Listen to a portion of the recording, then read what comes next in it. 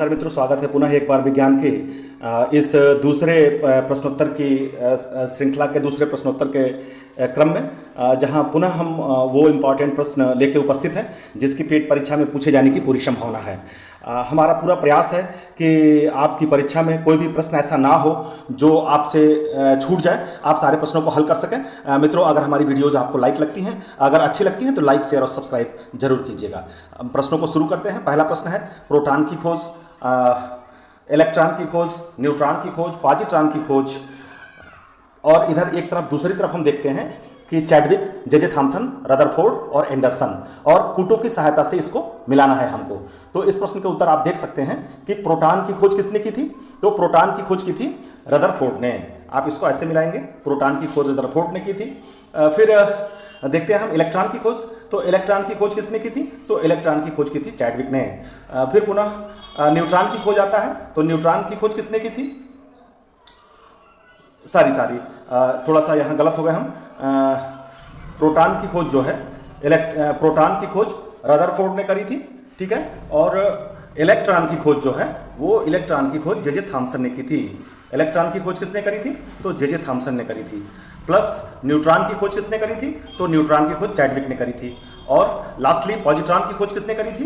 तो पॉजिट्रॉन की खोज जो है एंडरसन ने की थी।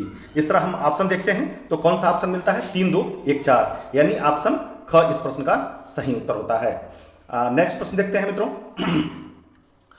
प्रतिध्वनि का कारण है, प्रतिध्वनि का कारण इसमें पूछा गया है।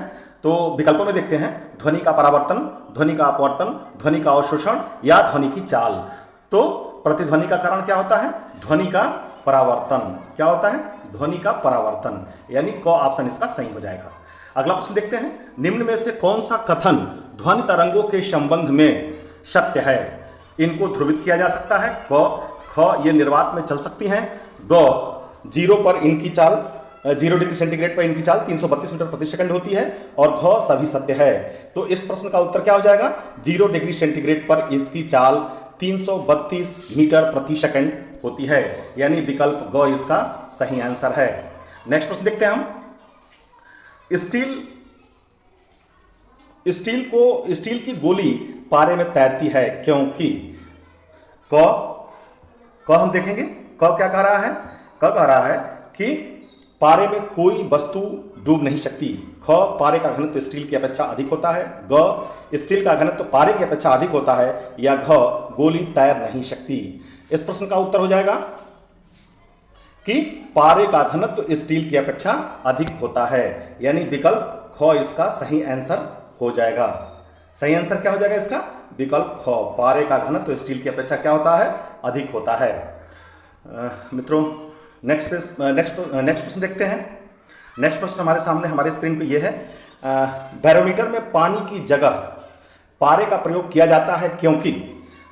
क पारे का घनत्व अधिक होता है। ख पारा चमकीला है जिसमें बैरोमीटर का तल आसानी से पढ़ा जा सकता है। पारा द्रव अवस्था में धातु है। या घ पारा उष्मा का कुचालक होता है। तो इसका आंसर क्या हो जाएगा? इसका आंसर हो जाएगा ख, पारा चमकीला है जिससे बैरोमीटर में आसानी से पढ़ा जा सकता है। नेक्स्ट प्रश्न मित्रों, स्त्रियों की आवाज पुरुषों की अपेक्षा पतली होती है क्योंकि स्त्रियों की आवाज क की आवृत्ति अधिक होती है, ख की तरंगदैर्घ्य अधिक होती है, ग का आयाम अधिक होता है, या घ का वेग अधिक होता है। तो मित्रों, जिस आवाज की आवृत्ति अधिक होगी वो आवाज कैसी होगी? पतली होगी। तो इसका आंसर हो जाएगा क। क्या हो गया? क कि इसकी आवृत्ति अधिक होती है। नेक्स्ट, तारों व सूर्य की ऊर्जा का स्रोत है। बहुत ही इंपॉर्टेंट प्रश्न है और बराबर ये प्रश्न पूछा जाता है। तो तारों और सूर्य की ऊर्जा का स्रोत क्या है मित्रों? नाभिकीय विखंडन, विद्युत चुंबकीय प्रेरण, विद्युत बल, नाभिकीय संलयन। तो तारों और सूर्य की ऊर्जा का स्रोत क्या होता है मित्रों? तो ये होता है नाभिकीय संलयन। विकल्प घ इसका सही आंसर हो जाएगा। नेक्स्ट, वेग परिवर्तन की दर को कहते हैं। बहुत ही अच्छा प्रश्न है, बहुत सामान्य सा प्रश्न है, लेकिन परीक्षा में बार बार पूछा जाता है। क्या कहते हैं इसको?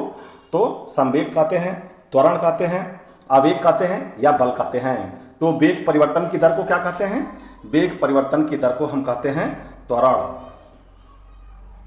वेग परिवर्तन की दर को हम त्वरण कहते हैं, यानी ख आंसर इसका सही हो जाएगा। अगला 29 नंबर का प्रश्न देखते हैं। पृथ्वी के तल के ऊपर या नीचे जाने पर गुरुत्वीय त्वरण का मान पृथ्वी तल जिस पे हम हैं इसके नीचे जाएं या फिर ऊपर जाएं तो गुरुत्वीय त्वरण के मान पे क्या फर्क पड़ता है, यही इस प्रश्न में पूछा गया है। घटता जाता है, बढ़ता जाता है, ऊपर जाने पर बढ़ता है, नीचे जाने पर घटता है, या घ अपरिवर्तित रहता है। मित्रों बहुत ही अच्छा प्रश्न है और इस प्रश्न को हम देखेंगे इसका उत्तर क्या होगा। तो इसका उत्तर हो जाएगा घटता जाता है। पृथ्वी तल के ऊपर या नीचे जाने पर गुरुत्वीय त्वरण का मान क्या होता है, तो इस प्रश्न का ऑप्शन हो जाएगा क, यानी क्या होता है क, मतलब इसका आंसर हो जाएगा आपका क मीन्स क्या होता है, तो ये घटता जाता है। क्या होता है, घटता जाता है। नेक्स्ट देखेंगे। नेक्स्ट जो प्रश्न है वो मिलाने वाला प्रश्न है और थोड़ी सी सावधानी से इसको हमको देखनी है पुनः, क्योंकि थोड़े से मिस्टेक से ये प्रश्न गलत हो जाते हैं। इसमें दिया हुआ है सूची में, सूची फर्स्ट में डायनेमो है, मोटर है, माइक्रोफोन है, बैटरी है, और सूची सेकंड में रासायनिक ऊर्जा को विद्युत ऊर्जा में बदलना, यांत्रिक ऊर्जा को विद्युत ऊर्जा में बदलना, विद्युत ऊर्जा को यांत्रिक ऊर्जा बदलना और ध्वनि ऊर्जा को विद्युत ऊर्जा में बदलना। यहाँ हम देखते हैं कि डायनेमो का क्या कार्य है। फर्स्ट ऑफ ऑल हम क्या देखते हैं, डायनेमो का क्या कार्य है। तो डायनेमो क्या करता है, तो ये डायनेमो यांत्रिक ऊर्जा को, डायनेमो क्या करता है, तो डायनेमो जो है यांत्रिक ऊर्जा को विद्युत ऊर्जा में बदलता है। डायनेमो यानी कि अ का सेकंड। अब अ का सेकंड हम विकल्पों में अगर देखें तो केवल एक जगह ख विकल्प में ही हमको अ का सेकंड मिल रहा है, यानी प्रश्न तो यहीं से लग जाएगा। लेकिन हमको सारे के सारे प्रश्न लगाने हैं ताकि इसमें से अगर क्रम चेंज भी होता है या दो को सेम करता है तो भी हमको कोई दिक्कत ना हो। अब देखिए मोटर क्या करता है, तो मोटर विद्युत ऊर्जा को यांत्रिक ऊर्जा में बदलता है, यानी कि 3 हो गया। माइक्रोफोन क्या करता है, तो माइक्रोफोन आप जानते ही हैं ध्वनि ऊर्जा को विद्युत ऊर्जा में बदलता है। और लास्टली आप देखेंगे यानी कि 4 हो गया इसका। और बैटरी क्या करती है, तो रासायनिक ऊर्जा को जो उसमें मिलाया गया रहता है, जो उसका प्लेट बनाया गया रहता है, तो रासायनिक ऊर्जा को किसमें बदलता है, वो विद्युत ऊर्जा में बदलता है। नेक्स्ट देखेंगे। नेक्स्ट में हम देखते हैं कि फिर से पुनः दाब बढ़ने पे बर्फ का गलनांक घटता है, बढ़ता है, अपरिवर्तित रहता है, पहले बढ़ता है फिर घटता है। तो यहाँ बिल्कुल कोई कंफ्यूजन नहीं है। दाब बढ़ाने पर बर्फ का गलनांक क्या होता है, घटता जाता है। दाब बढ़ाने पर बर्फ का गलनांक घटता है। नेक्स्ट क्वेश्चन, वर्षा की छोटी छोटी बूंदें गोल होती हैं, इसका कारण क्या है। चूंकि तेजी से हमको देखना है, श्यानता के कारण, वाष्पन के कारण, पृष्ठ तनाव के कारण या ऊर्ध्वापातन के कारण, तो इसका सही आंसर हो जाएगा क्या, तो ख, पृष्ठ तनाव के कारण वर्षा की छोटी छोटी बूंदें क्या होती हैं, गोल होती हैं।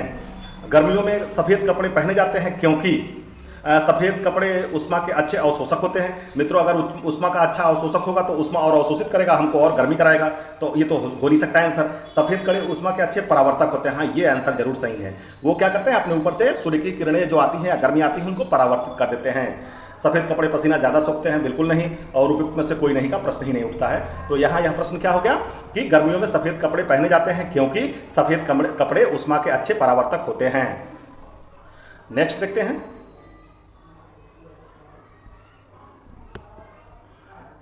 नेक्स्ट पे है कि जब बर्फ पिघलती है तो इसका आयतन बढ़ता है, आयतन घटता है, द्रव्यमान बढ़ता है, द्रव्यमान घटता है।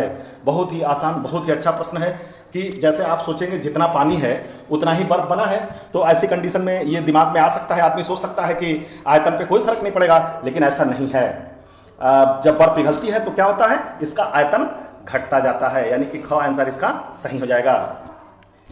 नेक्स्ट, कूलाम इकाई है, विद्युत धारा की है, विद्युत प्रतिरोध की है, विद्युत आवेश की है या विद्युत क्षेत्र की है। तो इस प्रश्न का सही उत्तर हो जाएगा ग, विद्युत आवेश की इकाई है कूलाम। स्वतंत्र लटका हुआ चुंबक किन निम्न दशाओं को संकेतित करता रहता है।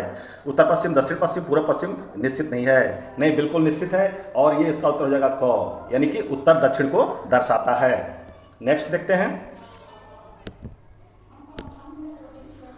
करा कि रंगीन टेलीविजन में प्रयुक्त होने वाले रंग हैं, कौन कौन से रंग प्रयुक्त होते हैं, लाल नीला हरा, लाल नीला पीला, पीला हरा लाल या काला सफेद लाल। तो बिल्कुल क इसका आंसर हो जाएगा। टेलीविजन में कौन कौन से रंग प्रयुक्त होते हैं, लाल नीला और हरा। पृथ्वी के केंद्र पर वस्तु का द्रव्यमान व भार दोनों शून्य होते हैं, द्रव्यमान अपरिवर्तित रहता है, भार शून्य होता है।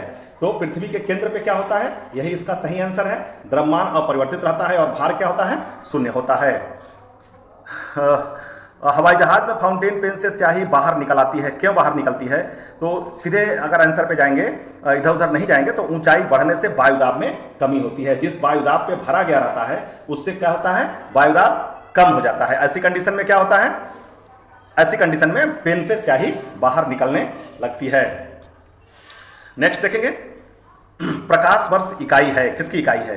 दूरी की है, समय की है, प्रकाश तीव्रता की है या द्रव्यमान की है? तो प्रकाश वर्ष किसकी इकाई है? तो प्रकाश वर्ष जो है ये इकाई है किसकी? तो ये दूरी की इकाई है। बिल्कुल नो, कोई कंफ्यूजन नहीं, ये प्रश्न बार बार पूछता है। नेक्स्ट देखते हैं, कह रहा है कि हवाई जहाज में फाउंटेन पेन से स्याही बाहर निकल आती है। इस प्रश्न को हम लोग देखे हैं। ऊंचाई बढ़ने के साथ दाब, ऊंचाई बढ़ने के साथ जो है वायु दाब में कमी होती है। और प्रकाश वर्ष, ये पुनः वही प्रश्न आ गए हैं, दूरी का है। और सूर्य ग्रहण, इसमें दो प्रश्न हैं जो नए प्रश्न हैं। जैसे निम्न ताप पर, ये दो प्रश्न जो हैं हम यहाँ देखेंगे, थोड़ा सा इसको बड़ा करते हैं। कह रहा है कि निम्न ताप पर सेल्सियस पैमाने व फ़ारेनहाइट पैमाने पर पाठ्यांक समान होते हैं। बिल्कुल बहुत क्लियर रहिएगा कि वो जो पाठ्यांक जो जिसमें सेल्सियस और फ़ारेनहाइट समान रहता है वो -40 डिग्री सेंटीग्रेड होता है। इसमें कहीं से कोई कंफ्यूजन नहीं, बहुत ही अच्छा प्रश्न है और बार बार यह प्रश्न पूछा जाता है। सूर्य ग्रहण होता है, ये बहुत ही अच्छा प्रश्न है, कंफ्यूजन क्रिएट करता है। तब होता है जब सूर्य, चंद्रमा सूर्य और पृथ्वी के बीच में आ जाता है। क, इसका सही आंसर जो हो जाएगा वो क्या हो जाएगा? तो क हो जाएगा। जब चंद्रमा सूर्य और पृथ्वी के बीच में आ जाता है वही स्थिति सूर्य ग्रहण की होती है। बाकी ऑप्शन आप देख सकते हैं, सूर्य चंद्रमा व पृथ्वी के बीच आ जाता है, सूर्य पृथ्वी चंद्रमा व सूर्य के बीच आ जाती है, सूर्य चंद्रमा और पृथ्वी एक सीध में होते हैं। तो ये आप जानिए कि हमारी पृथ्वी की जो स्थिति है वो और सूर्य दोनों के बीच में जब चंद्रमा आता है उस समय क्या होता है? सूर्य ग्रहण होता है। प्रकाश की चाल सबसे पहले ज्ञात की थी? एडिशन ने, रोमर ने, फैराडे ने या बेयर ने?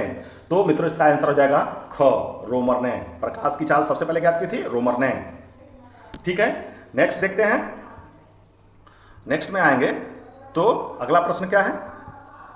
कार की हेडलाइट में निम्न दर्पण का प्रयोग किया जाता है। बहुत सावधानी से देखिएगा, कार की हेडलाइट में निम्न दर्पण का प्रयोग किया जाता है। तो ये कौन सा दर्पण होता है? समतल, गोली उत्तल या परवलयाकार अवतल या समतल उत्तल?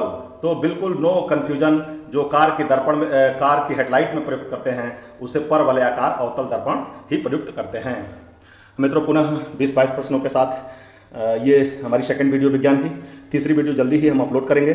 और इसमें वही प्रश्न हम अपलोड कर रहे हैं जिन प्रश्नों के पेट परीक्षा में आने की पूरी संभावना है। अतः मित्रों इन प्रश्नों को देखिए, लर्न कीजिए और आपको अगर वीडियो अच्छी लगती है तो लाइक, शेयर और सब्सक्राइब जरूर कीजिए। धन्यवाद मित्रों।